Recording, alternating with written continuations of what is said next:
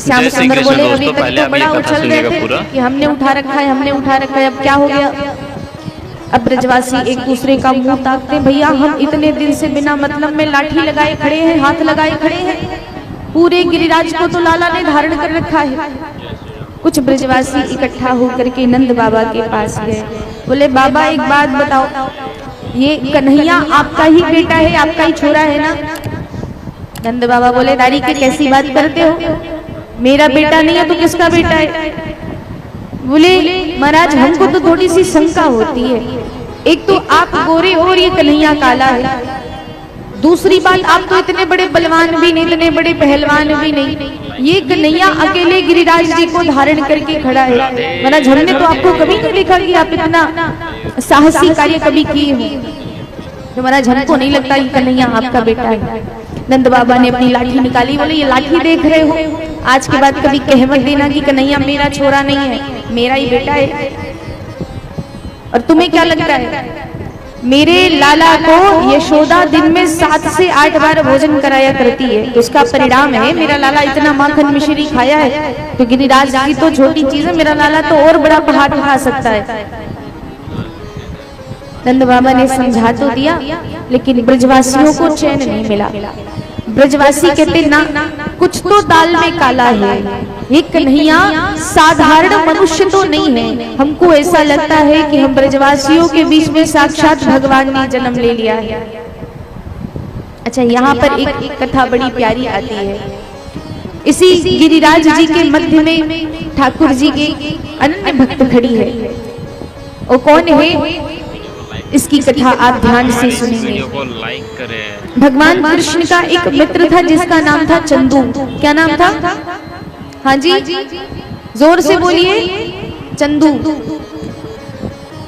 महाराज ब्रज का ये नियम था, पूरे वृंदावन में, पूरे ब्रज में अगर किसी का भी ब्याह होता तो सबसे पहले उसकी दुल्हन देखने के लिए श्याम सुंदर जाया करते थे।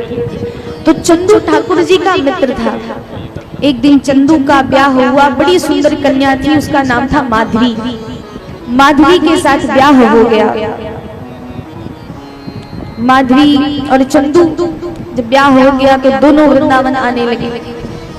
जैसे ही ब्रज आने लगे तो श्याम सुंदर को सूचना मिली कि मेरा मित्र चंदू ब्याह करके वापस ब्रज आ रहा है। श्याम सुंदर बोले क्या घर जाकर के देखूंगा, पहले ही जाता हूँ और रास्ते में ही देख लेता हूँ कि इस बार वाली दुल्हन कैसी है जो ब्रज आ रही है। महाराज ये माधवी कोई साधारण कन्या नहीं थी, ये माधवी है जो बाद में कलयुग में मीरा बनती है। इनकी कथा बड़ी प्यारी है। माधवी के ब्याह के पहले ही उनकी माँ रोज उन्हें 1 घंटे बिठाती और उनसे कहती बिटिया देख तेरा ब्याह होगा, तू ब्रज जाएगी, ब्रज में तू सबसे मिलियो, सबसे बात करियो, लेकिन ब्रज में एक छोरा है, एक लल्ला है जिसका नाम कन्हैया है, देखना उससे गलती से बात मत कर लेना, उसकी तरफ देख भी मत लेना।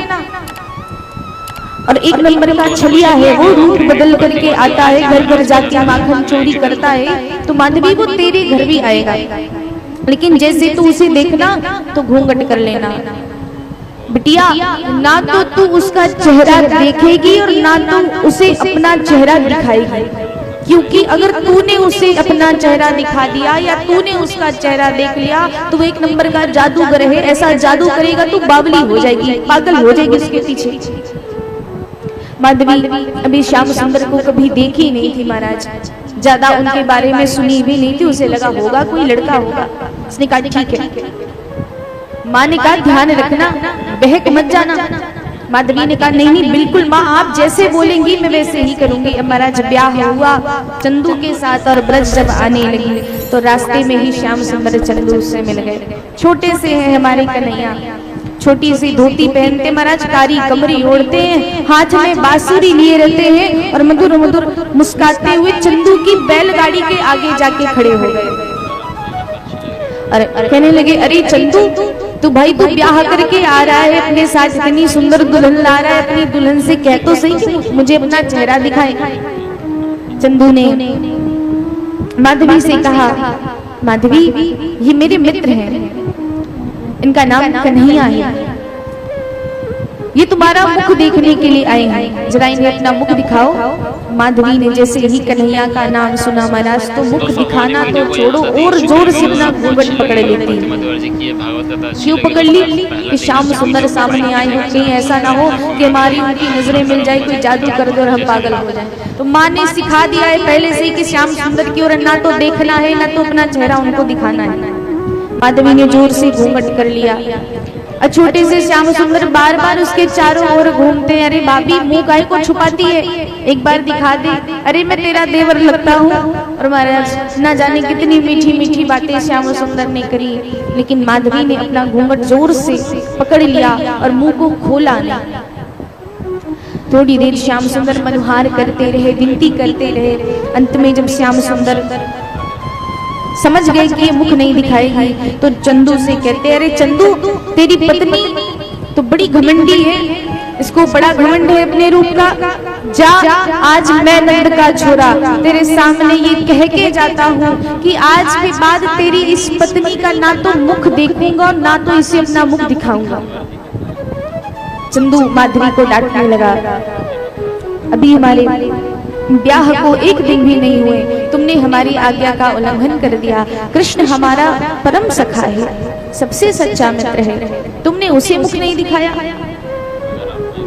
माधवी बिना कुछ बोले मौन धारण की और सीधे अपने ससुराल आई। ससुराल में माधवी का खूब स्वागत सत्कार हुआ।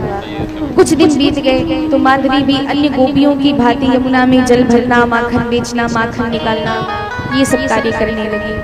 अब तो श्याम सुंदर ने चंदू को धमकी तो ले दी थी महाराज, लेकिन इतने नटखट है, इतने छलिया है कि इनसे रहा नहीं जाता बिना नई दुल्हन का मुख देखे।